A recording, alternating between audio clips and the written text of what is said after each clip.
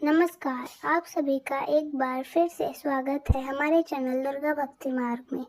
आज मैं आपको सुनाऊंगी नाग पंचमी की कहानी। नाग पंचमी की कथा के अनुसार प्राचीन काल में एक सेठ जी के 7 पुत्र हुआ करते थे। सातों का विवाह हो गया था। उन पुत्रों में सबसे छोटे पुत्र की पत्नी श्रेष्ठ चरित्र और सुशील थी, लेकिन उसका कोई भाई नहीं था। एक दिन बड़ी बहू ने घर लीपने के लिए पीली मिट्टी लाने के लिए सभी बहुओं को साथ चलने को कहा, जिसके बाद सभी डलिया और खुरपी लेकर मिट्टी खोदने चल दी। तभी अचानक से वहां पर एक सर्प निकला, जिसे देखकर बड़ी बहू खुरपी से मारने लगी, लेकिन छोटी बहू ने उसे रोक दिया। कहा, मत मारो इसे, यह बेचारा निरपराध है। यह सुनकर बड़ी बहू ने उस सर्प को जाने दिया। तब सर्प एक ओर जाकर बैठ गया। तब छोटी बहू ने उस सांप से कहा कि हम अभी लौट कर आते हैं, तुम यहाँ से मत जाना। इतना कहकर छोटी बहू सभी के साथ मिट्टी लेकर घर चली गई। वहाँ जाकर काम काज में फंस गई, जिसके चलते उसने जो सर्प को वादा किया था उसे भूल गई। छोटी बहू को दूसरी यह बात याद आई कि उसने तो सर्प को रुकने के लिए कहा था। वो तुरंत ही जंगल की तरफ चल दी। उसने देखा कि सर्प उसी स्थान पर अभी भी बैठा हुआ है। वो बोले, सर्प भैया नमस्कार। सर्प ने कहा, तूने मुझे भैया कहा है इसलिए तुझे छोड़ देता हूँ, नहीं तो झूठी बात कहने पर तुझे डस लेता। वह बोली, भैया मुझसे बड़ी भूल हो गई, उसके लिए मैं दिल से क्षमा मांगती हूँ। तब सर्प ने कहा कि अच्छा, तू आज से मेरी बहन है और मैं तेरा भैया, तुझे जो मांगना है वो मांग लो। वह बोली, मेरे पास एक भाई की कमी थी जो आज पूरी हो गई। ऐसा कहकर वो घर लौट गई। कुछ दिन बीत जाने पर वह सर्प मनुष्य का रूप लेकर उसके घर पहुंचा और बोला कि मेरी बहन को भेज दो। सब बहुएं उस लड़के को देखकर हैरान हो गई, क्योंकि वह जानती थी कि छोटी बहू का कोई भाई नहीं है। तब वो बोला कि मैं दूर के रिश्तेदार का भाई हूँ, बचपन में ही बाहर चला गया था। उसके ऐसा कहने पर घर के लोगों ने छोटी बहू को उसके साथ भेज दिया।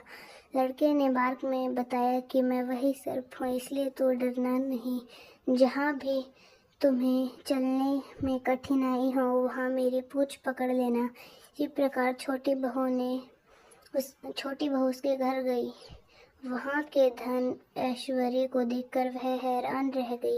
एक दिन सर्प की माता ने छोटी बहू से कहा, मैं कुछ काम के लिए बाहर जा रही हूँ, तो अपने भाई को ठंडा दूध पिला देना। उसे ठंडा दूध वाली बात ध्यान नहीं रही, उससे गर्म दूध पिला दिया, जिससे सांप का मुंह जल गया है। यह देखकर सर्प की माँ बहुत क्रोधित हुई, लेकिन सर्प के समझाने पर चुप हो गई। तब सांप ने कहा कि बहन को उसके घर भेज देना चाहिए। तब सांप और उसके पिता ने बहन को सारा सोना चांदी जवाहरात वस्त्र आदि देकर विदा किया।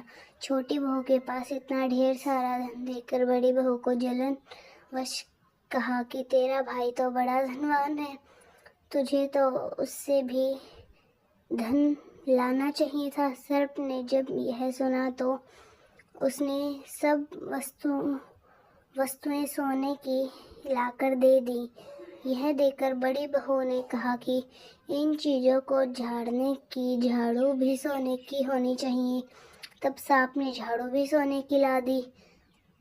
सांप ने छोटी बहू को हीरा मणियों से जड़ा हुआ एक बेहद अद्भुत हार दिया।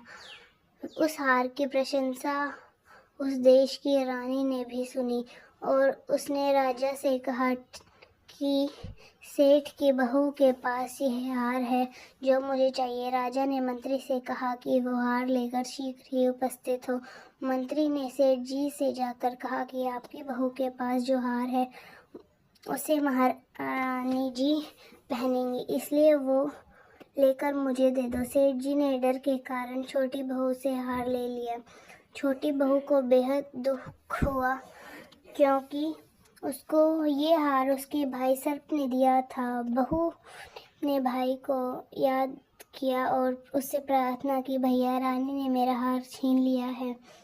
तुम कुछ ऐसा करो कि जब रानी हार पहने तो वो सर्प बन जाए, और जब वह मुझे लौटा दे तब वह हार हीरो और मणियों का हो जाए।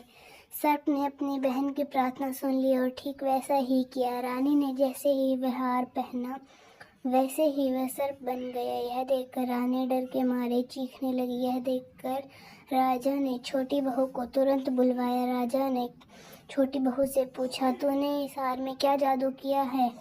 अब मैं तुझे दंड दूंगा। छोटी बहू बोली, राजन, यह हार ही ऐसा है कि मेरे गले में हीरे और मणियों का बन जाता है और कोई दूसरा पहने तो उसके गले में सर्प बन जाता है। यह सुनकर राजा ने सर्प बना हार उसे देकर कहा, अब इसे तुरंत पहन कर दिखाओ। छोटी बहू ने जैसे ही वह हार पहना वैसे ही हीरो मणियों का हो गया। यह देखकर राजा ने प्रसन्न होकर उसे बहुत सी मुद्राएं पुरस्कार में दी। छोटी बहू को मिले धन को देखकर बड़ी बहू को बहुत ईर्ष्या हुई और उसने अपने पति को सिखाया कि छोटी बहू के पास कहीं से धन आया है, उसे बुलवाकर पूछो कि धन कहाँ से आया है। तब पति ने अपनी पत्नी को बुलवाया और कहा, ठीक ठीक बता कि यह धन तुझे कौन देता है। तब वह अपने भाई सर्प को याद करने लगी। तभी उसी समय भाई प्रकट हो गए और कहने लगे कि यदि कोई मेरी धर्म बहन के आचरण पर संदेह प्रकट करेगा तो मैं उसे तुरंत ही खा लूँगा।